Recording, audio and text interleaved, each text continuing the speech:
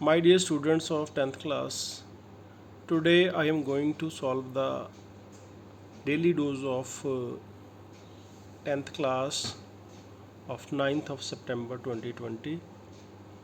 It is related with non-finites. Fill in the blanks with suitable non-finites, infinitive, gerund or participle. First sentence, he is afraid of dash appear in the court. ਪੂਰੇ sentence ਦਾ ਜਿਹੜਾ meaning ਉਹ ਇਹ ਨਿਕਲਦਾ ਆ ਵੀ ਉਹਨੂੰ ਡਰ ਲੱਗਦਾ ਆ ਅਦਾਲਤ ਦੇ ਵਿੱਚ ਜਾਂ ਕੋਰਟ ਦੇ ਵਿੱਚ ਜਾਣ ਤੋਂ। ਤਾਂ ਅਪੀਅਰ ਜਿਹੜਾ ਸੀਗਾ ਉਹਨੂੰ ਅਸੀਂ ਯੂਜ਼ ਕਰਨਾ ਆ ਤਿੰਨ ਤਰੀਕਿਆਂ ਦੇ ਨਾਲ, ਇਨਫਿਨਿਟਿਵ, ਜ਼ੀਰੰਡ ਔਰ ਪਾਰਟੀਸੀਪਲ। ਆਪਾਂ ਦੇਖਣਾ ਵੀ ਇਹਨਾਂ 'ਚੋਂ ਕਿਹੜਾ ਜਿਹੜਾ ਉਹਦੇ ਲਈ ਸਹੀ ਆ। ਤਾਂ ਇੱਥੇ ਆਏਗਾ ਅਪੀਅਰਿੰਗ, ਜਦੋਂ ING ਲੱਗ ਜਾਂਦਾ ਆ, ਕੱਲ੍ਹ ਵੀ ਆਪਾਂ ਕੀਤਾ ਸੀਗਾ, ਤਾਂ ਉਹ ਜ਼ੀਰੰਡ ਬਣ ਜਾਂਦਾ ਆ। ਅਤੇ ਜ਼ੀਰੰਡ ਅਸੀਂ ਕਿਉਂ ਲਾਇਆ? ਕਿਉਂਕਿ ਇਸ ਤੋਂ ਪਹਿਲਾਂ ਆਫ ਜਿਹੜਾ ਇੱਕ ਪ੍ਰੈਪੋਜੀਸ਼ਨ ਆ। ਤਾਂ ਰੂਲ ਸਾਡਾ ਸੀਗਾ 5 ਰੂਲ ਕੱਲ੍ਹ ਕੀਤੇ ਸੀ, ਉਹਨਾਂ 'ਚੋਂ ਇੱਕ ਰੂਲ ਸੀ ਵੀ ਜਦੋਂ ਪ੍ਰੈਪੋਜੀਸ਼ਨ ਆਏਗੀ ਕਿਸੇ ਸੈਂਟੈਂਸ ਦੇ ਵਿੱਚ ਬਲੈਂਕ ਤੋਂ ਪਹਿਲਾਂ ਤਾਂ ਉੱਥੇ ਜ਼ੀਰੰਡ ਲੱਗੇਗਾ। Now second sentence is dash thieves in the house she started dash. ਚੋਰਾਂ ਨੂੰ ਦੇਖ ਕੇ ਉਸ ਨੇ ਰੌਲਾ ਪਾਇਆ। ਠੀਕ ਹੈ, ਸੀ ਦਾ ਮਤਲਬ ਦੇਖਣਾ, ਸ਼ਾਊਟ ਮਤਲਬ ਰੌਲਾ ਪਾਉਣਾ। ਤਾਂ ਬੱਚਿਓ ਕੀ ਆ, ਪਹਿਲਾਂ ਉਹਨੂੰ ਐਜ਼ ਏ ਸਬਜੈਕਟ ਯੂਜ਼ ਕੀਤਾ ਗਿਆ, ਇਸ ਕਰਕੇ ਸੀ ਦਾ ਸੀਇੰਗ ਆ ਗਿਆ। ਨੈਕਸਟ ਸ਼ਾਊਟ ਦਾ ਸ਼ਾਊਟਿੰਗ ਆ ਗਿਆ, ਕਿਉਂਕਿ ਉੱਥੇ ਐਜ਼ ਏ ਆਬਜੈਕਟ ਉਸ ਨੂੰ ਯੂਜ਼ ਕੀਤਾ ਗਿਆ ਆ। ਯਾਨੀ ਨਾਊਨ ਅਤੇ ਪ੍ਰੋਨਾਊਨ ਨੂੰ ਜਦੋਂ ਅਸੀਂ ਕਿਸੇ ਸਬਜੈਕਟ ਜਾਂ ਆਬਜੈਕਟ ਦੇ ਤੌਰ 'ਤੇ ਵਰਤਦੇ ਹਾਂ ਨਾ, ਤਾਂ ਉੱਥੇ ਜ਼ੀਰੰਡ ਫਾਰਮ ਜਿਹੜੀ ਆ ਆਉਂਦੀ ਆ। ਥਰਡ ਜਿਹੜਾ ਸੈਂਟੈਂਸ ਹੈ, he decided dash his income by dash a private tuition. ਉਸ ਨੇ ਤੈਅ ਕੀਤਾ ਕਿ ਉਹ ਆਪਣੀ ਇਨਕਮ ਵਧਾਏਗਾ, ਕਿਵੇਂ? ਪ੍ਰਾਈਵੇਟ ਟਿਊਸ਼ਨਾਂ ਕਰਕੇ। ਹੁਣ ਡਿਸਾਈਡ ਦੇ ਨਾਲ ਆਪਾਂ ਕੱਲ੍ਹ ਲਿਸਟ ਵੀ ਦੇਖੀ ਸੀ, ਡਿਸਾਈਡ ਜਿਹੜਾ ਆ ਉਹਦੇ ਨਾਲ ਹਮੇਸ਼ਾ ਟੂ ਇਨਫਿਨਿਟਿਵ ਆਉਂਦਾ ਹੈ। ਜੇ ਤੁਸੀਂ ਬੱਚਿਓ ਲਿਸਟ ਯਾਦ ਕੀਤੀ ਹੋਊਗੀ ਤਾਂ ਤੁਹਾਡੇ ਲਈ ਸੌਖਾ ਹੋ ਜਾਊ। ਤੁਸੀਂ ਯਾਦ ਕੀ ਕਰਨਾ ਆ, 5 ਰੂਲ ਜਿਹੜੇ ਕੱਲ੍ਹ ਯਾਨੀ 8 ਸਤੰਬਰ ਦੀ ਵੀਡੀਓ ਜਿਹੜੀ ਜ਼ੀਰੰਡ ਅਤੇ ਇਨਫਿਨਿਟਿਵ ਦੀ ਪਾਈ ਆ ਉਹਨੂੰ ਦੇਖੋਗੇ। ਉਹਦੇ ਵਿੱਚ 5 ਰੂਲ ਯਾਦ ਕਰਨੇ ਆ ਅਤੇ ਇੱਕ ਲਿਸਟ, 3 ਲਿਸਟਾਂ ਹੈਗੀਆਂ। ਇੱਕ ਲਿਸਟ ਜਿਹੜੀ ਜ਼ੀਰੰਡ ਵਾਲੇ ਵਰਡ ਜਿਹੜੇ ਹੈਗੇ ਆ, ਯਾਨੀ ਜਿੱਥੇ ਜ਼ੀਰੰਡ ਲੱਗਣਾ ਆ ਉਸ ਤੋਂ ਪਹਿਲਾਂ ਕਿਹੜਾ ਵਰਡ ਹੋਊਗਾ ਉਹਦੇ ਨਾਲ ਜ਼ੀਰੰਡ ਹੀ ਲੱਗਣਾ ਆ, ਉਹ ਵਰਡ ਕੀਤੇ ਆ। ਇੱਕ ਲਿਸਟ ਹੈਗੀ ਜਿਹਦੇ 'ਚ ਇਨਫਿਨਿਟਿਵ ਲੱਗਣੇ ਆ ਔਰ ਇਨਫਿਨਿਟਿਵ ਲੱਗਣ ਤੋਂ ਪਹਿਲਾਂ ਕਿਹੜਾ ਵਰਡ ਹੋਣਾ ਚਾਹੀਦਾ ਉਹ ਦੱਸਿਆ। ਇੱਕ ਹੋ ਰਿਹਾ ਜਿਹਦੇ ਵਿੱਚ ਦੋਵੇਂ ਚੀਜ਼ਾਂ ਯੂਜ਼ ਕੀਤੀਆਂ ਜਾ ਸਕਦੀਆਂ। ਇਹ ਤੁਹਾਨੂੰ ਯਾਦ ਕਰਨੀਆਂ ਪੈਣੀਆਂ, ਫਿਰ ਤੁਹਾਡੇ ਲਈ ਸੌਖਾ ਹੋ ਜਾਊ। Now our fourth sentence is I noticed Mohan dash with a gambler. ਗੈਂਬਲਰ ਜੁਆਰੀ। ਮੈਂ ਨੋਟਿਸ ਕੀਤਾ, ਧਿਆਨ ਦੇਖਿਆ। ਕੀ ਦੇਖਿਆ? ਵੀ ਮੋਹਨ ਜਿਹੜਾ ਆ ਕਿਹਦੇ ਨਾਲ ਬੈਠਾ ਹੈ? ਜੁਆਰੀਆਂ ਨਾਲ ਬੈਠਾ ਹੈ। ਅਤੇ ਇੱਥੇ ਸਿਟਿੰਗ ਆਇਆ ਕਿਉਂਕਿ ਮੋਹਨ ਇਜ਼ ਏ ਨਾਊਨ, ਅਤੇ ਜਦੋਂ ਬਲੈਂਕ ਤੋਂ ਪਹਿਲਾਂ ਕੋਈ ਨਾਊਨ ਜਾਂ ਪ੍ਰੋਨਾਊਨ ਆਇਆ ਹੋਊਗਾ ਉੱਥੇ ਇੱਕ ਸਾਡਾ ਰੂਲ ਆ ਵੀ ਉੱਥੇ ਜ਼ੀਰੰਡ ਆਏਗਾ। ਇਸ ਕਰਕੇ ਸਿਟਿੰਗ ਲੱਗਾ ਆ, ਟੂ ਇਨਫਿਨਿਟਿਵ ਨਹੀਂ ਆਏਗਾ ਇੱਥੇ। ਫਿਫਥ ਸੈਂਟੈਂਸ ਹੈ it is easier dash than dash.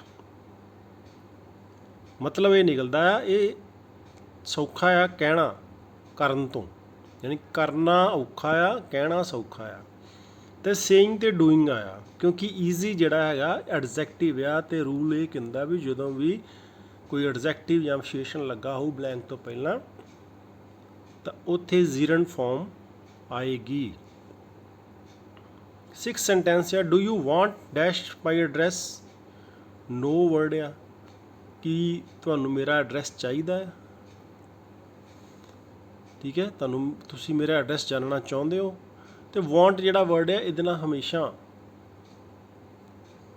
To ਇਨਫਿਨਿਟਿਵ ਆਏਗਾ। ਇਸੇ ਤਰ੍ਹਾਂ ਨੈਕਸਟ ਸੈਂਟੈਂਸ ਹੈ ਐਵਰੀ ਮਾਈਜ਼ਰ ਹੇਟਸ ਡੈਸ਼ ਮਨੀ। ਮਾਈਜ਼ਰ ਕੰਜੂਸ, ਹਰੇਕ ਕੰਜੂਸ ਨਫ਼ਰਤ ਕਰਦਾ ਕਿਹਦੇ ਨਾਲ? ਪੈਸੇ ਖਰਚਣ ਨਾਲ। ਇੱਥੇ ਆਏਗਾ ਸਪੈਂਡਿੰਗ। ਥੋੜ੍ਹੀ ਜਿਹੀ ਡਿਟੇਲ ਇਹਦੇ ਬਾਰੇ ਤੁਹਾਨੂੰ ਜਾਣਨੀ ਜ਼ਰੂਰੀ ਹੈ ਵੀ ਕਿਉਂ ਸਪੈਂਡਿੰਗ ਆਇਆ। In the given sentence it is the object or recipient of the action hates. Action ਕਿਹੜਾ, ਵਰਬ ਕਿਹੜਾ, ਹੇਟ, ਨਫ਼ਰਤ ਕਰਨਾ। ਅਤੇ ਜਿਹੜਾ ਬਲੈਂਕ 'ਚ ਆਉਣਾ ਸੀਗਾ ਉਹ ਸੀਗਾ ਆਬਜੈਕਟ ਜਾਂ ਦਾ ਰੈਸੀਪੀਐਂਟ ਜਿਹੜਾ ਐਕਸ਼ਨ ਦਾ, ਠੀਕ ਹੈ ਨਾ। ਅਤੇ ਸਪੈਂਡ ਸੀਗਾ, ਸਪੈਂਡ ਤੋਂ ਸਪੈਂਡਿੰਗ ਬਣਿਆ ਕਿਉਂਕਿ ਉਹਨੇ ਐਜ਼ ਏ ਆਬਜੈਕਟ ਕੰਮ ਕੀਤਾ ਆ ਵਰਬ ਦੇ। ਇੱਕ ਚੀਜ਼ ਹੋ ਰਿਹਾ, also it forms a compound noun with money. ਹੁਣ ਬੱਚਿਓ ਕੰਪਾਊਂਡ ਨਾਊਨ ਕੀ ਹੁੰਦੇ ਆ? ਜਦੋਂ ਕਿਸੇ ਨਾਊਨ ਦੇ ਨਾਲ ਅਸੀਂ ਕੋਈ ਹੋਰ ਵਰਡ ਜੋੜ ਦਿੰਦੇ ਹਾਂ ਨਾ ਤਾਂ ਉਹ ਕੰਪਾਊਂਡ ਨਾਊਨ ਬਣ ਜਾਂਦਾ ਹੈ। ਜਿਵੇਂ ਮਨੀ ਹੈ ਨਾ, ਇਹਦੇ ਨਾਲ ਆਪਾਂ ਜੋ ਸਪੈਂਡਿੰਗ ਯੂਜ਼ ਕਰ ਦਾਂਗੇ, ਸਪੈਂਡਿੰਗ ਮਨੀ ਇੱਕ ਕੰਪਾਊਂਡ ਫਾਰਮ ਹੈਗੀ ਆ ਨਾਊਨ ਦੀ, ਠੀਕ ਹੈ। ਇਹ ਵੀ ਜਿਹੜਾ ਇੱਕ ਕਾਰਨ ਹੈਗਾ ਆ ਕਿਉਂਕਿ ਹਮੇਸ਼ਾ ਸਪੈਂਡਿੰਗ ਮਨੀ ਆਉਂਦਾ, ਸਪੈਂਡ ਮਨੀ ਨਹੀਂ ਆਉਂਦਾ। ਅੱਗੇ ਦੇਖਦੇ ਹਾਂ ਆਪਾਂ, ਥੋੜ੍ਹੀ ਜਿਹੀ ਹੋਰ ਡਿਟੇਲ ਦੇਖਦੇ ਹਾਂ। The verb like and hate expresses liking or disliking if they are followed ਬਾਈ ਜ਼ੀਰੈਂਡ। ਜੇਕਰ ਜ਼ੀਰੈਂਡ ਆਉਂਦਾ ਆ ਲਾਈਕ ਅਤੇ ਹੇਟ, ਆਪਾਂ ਤਾਂ ਇੱਥੇ ਹੇਟ ਦੀ ਗੱਲ ਕੀਤੀ ਹੈ, ਪਰ ਜੇਕਰ ਲਾਈਕ ਵੀ ਹੁੰਦਾ ਉਸ ਤੋਂ ਬਾਅਦ ਜੇਕਰ ਜ਼ੀਰੈਂਡ ਆਉਂਦਾ, ਜ਼ੀਰੈਂਡ ਫਾਰਮ ਆਉਂਦੀ ਤਾਂ ਉਹ ਇਹ ਸ਼ੋਅ ਕਰਦੀ ਵੀ ਸਾਨੂੰ ਕੋਈ ਚੀਜ਼ ਪਸੰਦ ਆ ਜਾਂ ਨਾ ਪਸੰਦ ਆ। I like getting up early in the summer. ਮੈਨੂੰ ਪਸੰਦ ਹੈ ਛੇਤੀ ਉੱਠਣਾ ਗਰਮੀਆਂ ਦੇ ਵਿੱਚ। ਇੱਥੇ ਗੈਟਿੰਗ ਆਇਆ ਨਾ, ਜ਼ੀਰੈਂਡ ਫਾਰਮ ਲੱਗੀ ਆ ਕਿਉਂਕਿ ਕਿਸੇ ਪਸੰਦ ਦੀ ਗੱਲ ਹੋ ਰਹੀ ਆ। I hate dancing so I don't ask me to. ਮੈਨੂੰ ਡਾਂਸ ਕਰਨਾ ਪਸੰਦ ਨਹੀਂ ਤਾਂ ਮੈਨੂੰ ਨਾ ਕਹੋ, ਠੀਕ ਹੈ। ਇਹ ਡਿਸਲਾਈਕ ਦੀ ਗੱਲ ਹੋ ਰਹੀ ਆ। ਯਾਨੀ ਜੇਕਰ ਲਾਈਕ ਅਤੇ ਹੇਟ ਦੀ ਗੱਲ ਹੁੰਦੀ ਹੋਵੇ, ਇਹ ਤੁਹਾਡੇ ਵਰਬ 'ਚ ਹੋਣ, ਉਸ ਤੋਂ ਬਾਅਦ ਬਲੈਂਕ ਹੋਵੇ ਅਤੇ ਤੁਸੀਂ ਦੇਖਣਾ ਆ ਵੀ ਕੀ ਤੁਹਾਡੀ ਲਾਈਕ ਅਤੇ ਡਿਸਲਾਈਕ ਦੀ ਗੱਲ ਹੋ ਰਹੀ ਹੈ। ਜੇ ਹੋ ਰਹੀ ਤਾਂ ਜ਼ੀਰੈਂਡ ਫਾਰਮ ਲੱਗੇਗੀ, ਯਾਨੀ ING ਵਾਲੀ ਫਾਰਮ ਲੱਗੇਗੀ। ਨੈਕਸਟ ਦੇਖਦੇ ਹਾਂ। But if these verbs are followed by to infinitive they expresses habitual preferences. Habitual, habit, ਆਦਤ, something that we do not necessarily like or enjoy but consider as useful, right or wise। ਯਾਨੀ ਕੁਛ ਐਸੀ ਚੀਜ਼ ਜਿਹੜੀ ਅਸੀਂ ਪਸੰਦ ਕਰਦੇ ਜਾਂ ਨਹੀਂ ਪਸੰਦ ਕਰ ਸਕਦੇ, ਨਹੀਂ ਪਸੰਦ ਕਰਦੇ ਪਰ ਉਹ ਸਹੀ ਆ। ਸਮਝ ਗਏ? ਜਿਹੜੀ ਚੀਜ਼ ਮੰਨ ਲਓ ਕਿ ਸਮਾਜ ਦੇ ਵਿੱਚ ਸਹੀ ਆ, ਭਾਵੇਂ ਸਾਨੂੰ ਉਹ ਸਹੀ ਲੱਗਦੀ ਹੈ ਭਾਵੇਂ ਗਲਤ ਲੱਗਦੀ ਆ, ਉਹ ਸਾਡੀ ਆਦਤ ਦਾ ਹਿੱਸਾ ਹੋਵੇ, ਉੱਥੇ ਜਿਹੜਾ ਟੂ ਇਨਫਿਨਿਟਿਵ ਲੱਗੇਗਾ। ਐਗਜ਼ਾਮਪਲਸ ਦੇਖ ਲਓ। I like to be punctual. Punctual ਮਤਲਬ ਹੁੰਦਾ ਟਾਈਮ ਸਿਰ ਪਹੁੰਚਣਾ ਕਿਤੇ ਵੀ, ਭਾਵੇਂ ਸਕੂਲ ਆ ਜਾਂ ਤੁਹਾਡਾ ਕੰਮ ਹੈ। ਮੈਂ ਪਸੰਦ ਕਰਦਾ ਹਾਂ ਪੰਕਚੁਅਲ ਹੋਣਾ, ਠੀਕ ਹੈ। ਹੁਣ ਇੱਥੇ ਟੂ ਲੱਗਾ ਹੋਇਆ ਕਿਉਂਕਿ ਕਿਸੇ ਆਦਤ ਦੇ ਬਾਰੇ ਦੱਸਿਆ ਜਾ ਰਿਹਾ ਹੈ। ਆਈ ਹੇਟ ਟੂ ਲਾਈ ਬਟ ਸਮਟਾਈਮਸ ਆਈ ਡੂ। ਮੈਨੂੰ ਝੂਠ ਬੋਲਣਾ ਪਸੰਦ ਨਹੀਂ ਹੈ, ਯਾਨੀ ਮੈਂ ਨਫ਼ਰਤ ਕਰਦਾ ਝੂਠ ਬੋਲਣ ਨੂੰ, ਪਰ ਕਈ ਵਾਰੀ ਮੈਂ ਬੋਲਦਾ ਸਮਟਾਈਮਸ ਆਈ ਡੂ। ਇਹ ਵੀ ਆਦਤ ਦਾ ਹਿੱਸਾ ਹੈ ਨਾ, ਵਿੱਚ ਸਾਨੂੰ ਪਤਾ ਲੱਗ ਰਿਹਾ ਵੀ ਆਦਤ ਦੀ ਗੱਲ ਹੋ ਰਹੀ ਕਿਸੇ ਦੀ। ਸੋ ਦੈਟ ਇਜ਼ ਵਾਈ ਇੱਥੇ ਜਿਹੜਾ ਟੂ ਇਨਫਿਨਿਟਿਵ ਯੂਜ਼ ਹੋਇਆ ਆ। ਯਾਨੀ ਕਹਿਣ ਦਾ ਮਤਲਬ ਆ ਲਾਈਕ ਅਤੇ ਹੇਟ ਦੇ ਨਾਲ ਜ਼ੀਰੈਂਡ ਵੀ ਲੱਗ ਜਾਂਦਾ ਆ ਅਤੇ ਇਨਫਿਨਿਟਿਵ ਵੀ ਲੱਗ ਜਾਂਦਾ ਹੈ। ਫਰਕ ਕੀ ਆ? ਜਿੱਥੇ ਜ਼ੀਰੈਂਡ ਲੱਗਣਾ ਆ ਉੱਥੇ ਮੀਨਿੰਗ ਨਿਕਲਣਾ ਆ ਪਸੰਦ ਅਤੇ ਨਾ ਪਸੰਦ ਦਾ। ਜਿੱਥੇ ਇਨਫਿਨਿਟਿਵ ਲੱਗਣਾ ਉਹ ਤੁਹਾਡੀ ਆਦਤ ਦੇ ਬਾਰੇ ਦੱਸੂਗਾ। ਹੋਪ ਵੀ ਤੁਹਾਨੂੰ ਕਲੀਅਰ ਹੋ ਗਿਆ ਹੋਊਗਾ।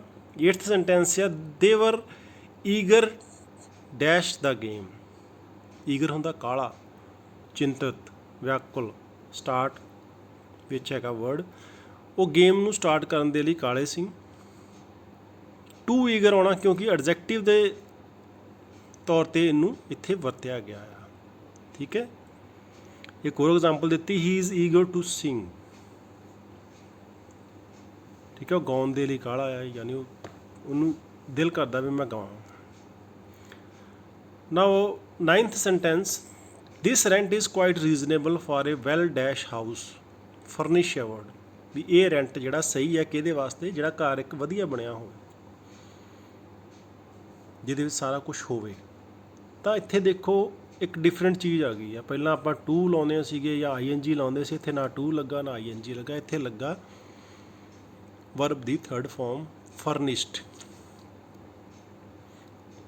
ਇੱਥੇ ਗੱਲ ਹੁਣ ਹੋਣੀ ਆ ਪਾਰਟੀਸੀਪਲ ਦੀ, ਤੇ ਨੌਨ ਫਾਈਨਾਈਟ ਦੇ ਵਿੱਚ ਜੀਰੈਂਡ ਇਨਫਿਨਿਟਿਵ ਤੋਂ ਇਲਾਵਾ ਪਾਰਟੀਸੀਪਲ ਵੀ ਹੁੰਦੇ ਆ। 3 ਪਾਰਟੀਸੀਪਲ ਹੁੰਦੇ ਆ, ਪ੍ਰੈਜ਼ੈਂਟ ਪਾਰਟੀਸੀਪਲ, ਪਾਸਟ ਪਾਰਟੀਸੀਪਲ ਤੇ ਪਰਫੈਕਟ ਪਾਰਟੀਸੀਪਲ।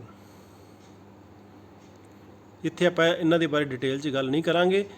ਇੱਥੇ ਹੁਣ ਕੀ ਹੈ, ਕਿਉਂਕਿ